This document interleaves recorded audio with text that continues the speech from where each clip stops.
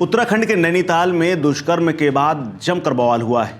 यहां पर एक 72 साल के बुजुर्ग ने 12 साल की नाबालिग लड़की को अपनी हवस का शिकार बनाया और उसके बाद पूरा शहर बवाल में तब्दील हो गया है। तोड़फोड़, पथराव, लाठीचार्ज से लेकर के हंगामा और प्रदर्शन तक सब कुछ हुआ है। दरअसल नैनीताल के मल्लीताल कोतवाली थाना क्षेत्र में एक बच्ची के साथ दुष्कर्म हुआ। उसके बाद भड़की हुई भीड़ ने जमकर हंगामा किया है। गुस्साई भीड़ ने न सिर्फ दुकानों में तोड़फोड़ की है बल्कि कथित तौर पर मस्जिद में भी पथराव किया है। बीजेपी समेत तमाम संगठनों ने मल्लीताल बाजार में प्रदर्शन किया, कोतवाली को घेर लिया और कोतवाली के आसपास प्रदर्शन करते हुए जमकर हंगामा किया। इस हंगामे के दौरान पुलिस के हाथ पैर फूल गए और पुलिस के साथ भी भीड़ भिड़ती हुई नजर आई। दरअसल हुआ यूं कि एक ठेकेदार जिसका नाम मोहम्मद उस्मान है, उसकी उम्र 72 साल से ज़्यादा है, उसके ऊपर कथित तौर पर 12 साल की नाबालिग लड़की के साथ दुष्कर्म का आरोप लगा।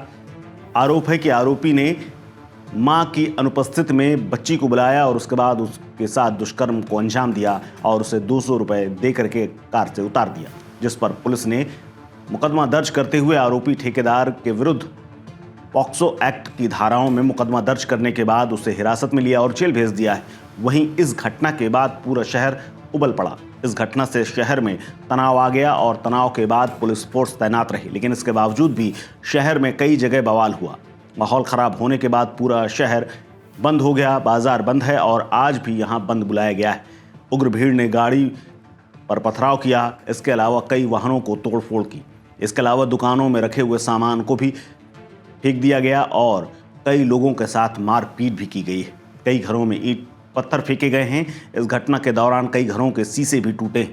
जब पुलिस ने वहां पर अराजकता फैला रहे लोगों को रोकने की कोशिश की तो उसके बाद पुलिस से भी भिड़ंत हो गई। दरअसल सांप्रदायिक तनाव की स्थिति को देखते हुए मौजूदा वक्त में भारी पुलिस फोर्स को तैनात किया गया है। इसी बीच में तमाम पर्यटक जो नैनीताल में छुट्टियां मनाने के लिए पहुंचे थे वो सब अपने घरों को लौट चुके हैं। इसके अलावा होटल खाली हैं, होम स्टे भी खाली पड़े हुए, सबकी बुकिंग कैंसिल हो रही है। दरअसल भीड़ पकड़े गए आरोपी को अपने हवाले करने की मांग कर रही थी और भीड़ ने मल्लीताल कोतवाली को घेर लिया था। लोग आरोपी को कोतवाली के बाहर लॉकअप से निकालने के लिए मांग कर रहे थे। उन्होंने कोतवाली के बाहर धरना भी दे दिया था। लोगों की भीड़ मल्लीताल की सड़कों पर भी उतरी और वहां पर भी नारेबाजी करते हुए जमकर प्रदर्शन किया। इसके बाद हिंदू संगठनों ने मुस्लिम समाज के लोगों के दुकानों में तोड़फोड़ की, घरों में तोड़फोड़ की और विरोध करने वालों को दौड़ा दौड़ा करके पीटा। गुस्साई भीड़ आरोपियों को अपने हवाले करने की मांग कर रही थी और पीड़ित परिवार की तहरीर पर हालांकि पुलिस ने मुकदमा दर्ज कर लिया था और कार्रवाई भी शुरू कर दी थी। नैनीताल एसएसपी पीएन मीणा के मुताबिक दुष्कर्म के आरोपी ठेकेदार के खिलाफ बुधवार की रात को ही दुष्कर्म का मुकदमा दर्ज कर लिया गया था। गुरुवार को उसे हल्द्वानी स्थित पॉक्सो कोर्ट में पेश किया गया, जहां से उसे जेल भेज दिया गया।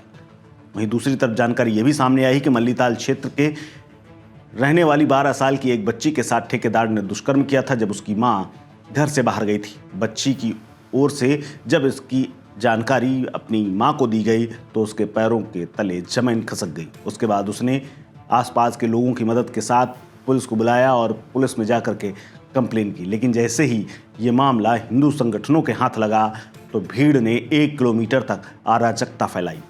मॉल रोड से लेकर के इस पूरे घटनाक्रम में कई जगह पर तनाव बन गया और उसके बाद हाई कोर्ट तक ने संज्ञान लिया है इस मामले का। कोतवाली में गाड़ी पड़ाव तक कई जगह उग्र लोगों ने पथराव करते हुए कई गाड़ियों को तोड़फोड़ की। पुलिस जब उन्हें हटाती तो दूसरी तरफ बवाल शुरू हो जाता। पुलिस एक तरफ भीड़ को काबू करती, दूसरी तरफ भीड़ अपना काम करना शुरू कर देती।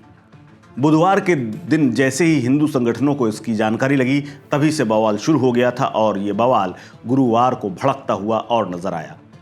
इस दौरान कई सीसीटीवी और कई फुटेज भी सामने आए हैं जिसमें देख करके पता चलता है कि कैसे पुलिस और तमाम लोगों के बीच में तनाव और स्थितियां गंभीर बनी हुई थी।